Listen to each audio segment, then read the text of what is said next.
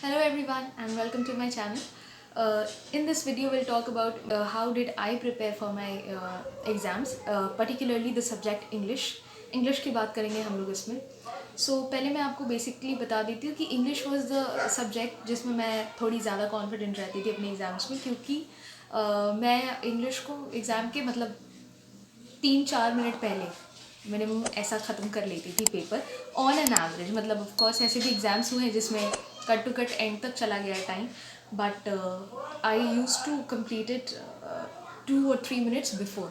So I will tell you my preparation strategy of English कि मैंने कैसे prepare की थी. And if you like to take help so you can. मैंने पहले भी बताया है कि सबकी अपनी अपनी स्ट्रैटेजीज़ होती हैं. आप मल्टीपल वीडियोस देखते हो और उसके बाद आपके लिए क्या बेस्ट है वो कंक्लूड करते हो. So I will talk about how did I prepare for my English. उसके पहले मैं एक बहुत बेसिक बात बताना चाहूँगी जो आई फील मुझे बहुत ज़्यादा ये लगता है कि बहुत सारे ऐसे बच्चे होते हैं जो इंग्लिश में ना ग्रामर के पीछे बहुत भाग रहे होते हैं. जहाँ तक हमें पता है बैंक का जो पैटर्न है इंग्लिश का, that is more based on speaking and comprehensive skills. आप इंग्लिश समझें अच्छे से और उसको अपने नॉर्मल कम्युनिकेशन में लाएं, रादर दैन आप उसकी वो कैब्स जानें और एंटोनिम्स सिनोनिम्स, मतलब है ना. यू मस्ट अंडरस्टैंड, आप कॉम्प्रिहेंड अच्छे से करो कि पैसेज क्या कह रहा है. होता क्या है ना कि जब इंग्लिश का आप पेपर देते हो तो कॉम्प्रिहेंशन जब कुछ चल रहा है तो आपके माइंड में एक आइडिया सेटअप हो जाना चाहिए कि what is it talking about. आपके दिमाग में आ जाना चाहिए जब आप एक लाइन पढ़ रहे हो तो आपके दिमाग में आ जाना चाहिए कि नेक्स्ट इसमें ये यूज़ होना चाहिए. तब आप क्वेश्चन देखो, you will directly reach on answer. है ना कि आप आधा पढ़ो और आधी बात आपको समझ में आ जाए. लाइक हम लोग जब हिंदी बोलते हैं, आधी लाइन के बाद हमें पता होता है कि आगे कौन से टेंस में बात होगी, राइट. अब हम डायरेक्ट हिंदी में भी बात कर रहे हैं तो हम प्रेजेंट से कैसे फ्यूचर में जाएंगे, कैसे पास्ट में बात करेंगे, देयर इज़ अ प्रॉपर वे.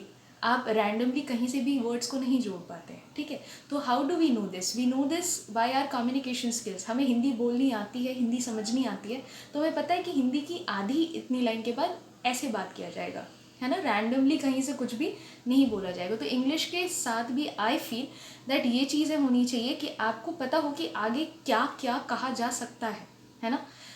उससे क्या होता है कि आधे ऑप्शंस अपने आप एलिमिनेट हो जाते हैं और फिर आपके पास चॉइस बहुत कम बचेगी and you will be able to conclude कि क्या बात हो सकती है, राइट.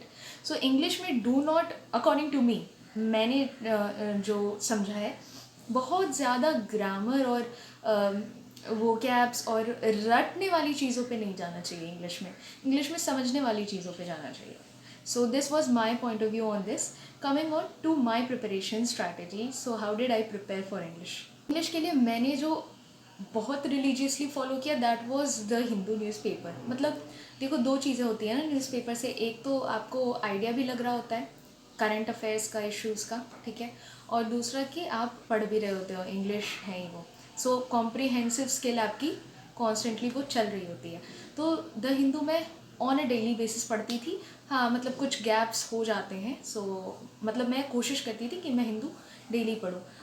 पूरा पूरा पेपर नहीं हो पाता था तो मतलब editorial was my priority and apart from that first paper. मतलब अगर मैं आपको प्रॉपर सीक्वेंस बताऊं तो मैं जब पेपर खोलती थी तो मेरा क्या होता था ना, जैसे जैसे ख़त्म होने लगता है पेपर तो वो एनर्जी ड्रेन होती चली जाती है मेरे केस में. So what I used to do it कि सबसे पहले मैं एडिटोरियल वाला पेज पढ़ लेती थी ताकि मैं बहुत अच्छे से उसको पढ़ पाऊँ, और उसके बाद फिर मैं फ्रंट पेज पढ़ती थी, फिर ऐसे करके जो भी मुझे इंपॉर्टेंट लगता था, ठीक है.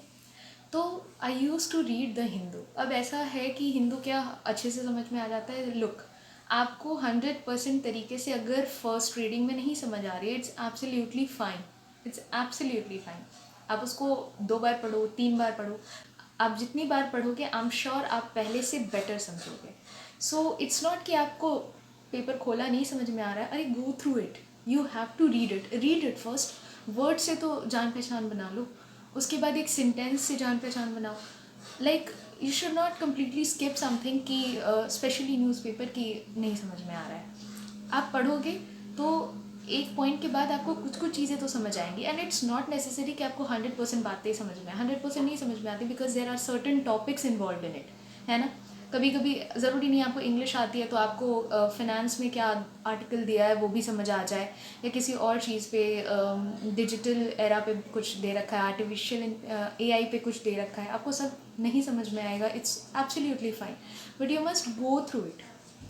पढ़ना चाहिए और उसके बाद आप खुद डिसाइड करो कि आपकी इफ़िशियंसी कितनी है, कितना आपको समझ में आ रहा है, राइट। सो इंग्लिश के लिए मेरा जो हमेशा से लाइक कंटिन्यूटी पे चलता था दैट वाज न्यूज़पेपर। उसके अलावा मैंने इंग्लिश में क्या क्या किया है, तो देखो इंग्लिश में newspaper was for pre also and for mains also. उसके बाद प्री के लिए और मेंस के लिए जो सेकेंड मोस्ट इंपॉर्टेंट थिंग थी मेरे लिए दैट वाज मॉक्स।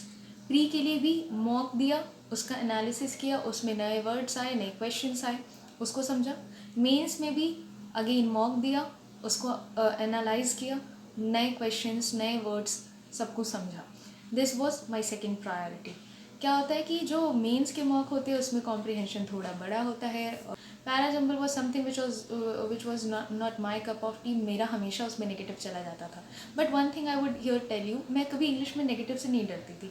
मतलब मैं टोटल क्वेश्चन अटैम्प्ट करती थी तो कई बार मेरे 10 क्वेश्चन 15 क्वेश्चन भी गलत हो जाते थे, बट मैं करती थी अटैम्प्ट।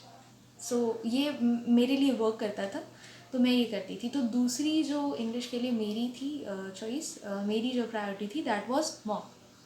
थर्ड थिंग जो मैं कभी कभी फॉलो करती थी, जो हमेशा मुझसे नहीं हो पाता था, तो उसके अलावा मैं निमिषा मैम का एक क्लास अटेंड करती थी कभी कभी।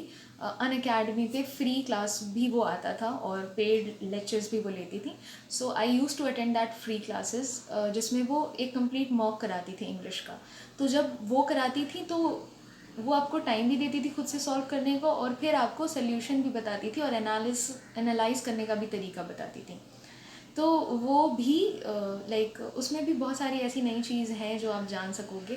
तो मैं कभी कभी उसको फॉलो करती थी। मैंने उसको कंटिन्यू नहीं रखा क्योंकि बहुत ज़्यादा टाइम लग रहा था उसमें। मतलब फिर मैं रिकॉर्डेड सेशंस देखने लगी मैम के लाइव के बाद, और फिर मुझे लगा कि टाइम टेकिंग है, और फिर मुझे थोड़ी थोड़ी चीज़ें समझ आने लगी। सो मैंने शुरुआत में वो कुछ किया था। एंड ऑफ कोर्स उसके पहले मेरे पास वो नीतू मैम की बुक थी इंग्लिश की, तो उसमें से कभी कभी मैंने पहले ही कुछ ग्रामर को ब्रश अप करने के लिए कुछ चैप्टर्स ऐसे पढ़े होंगे। सो टू सम अप, आपने बेसिक्स इंग्लिश मोस्ट प्रॉब्ली पहले पढ़ रखी होगी, तो आप उसको ब्रश अप कहीं से भी कर सकते हो। But to keep that in practice के लिए न्यूज़पेपर एंड मॉक जो मैंने फॉलो किया था, और I hope that this will also work for you. So ये दोनों चीज़ें मैंने की थी, और मिलेंगे फिर नेक्स्ट वीडियो में। और अगर कुछ फिर भी डाउट रह गया होगा तो you can ask, I will just try to reply in the comments. So thank you and will meet soon.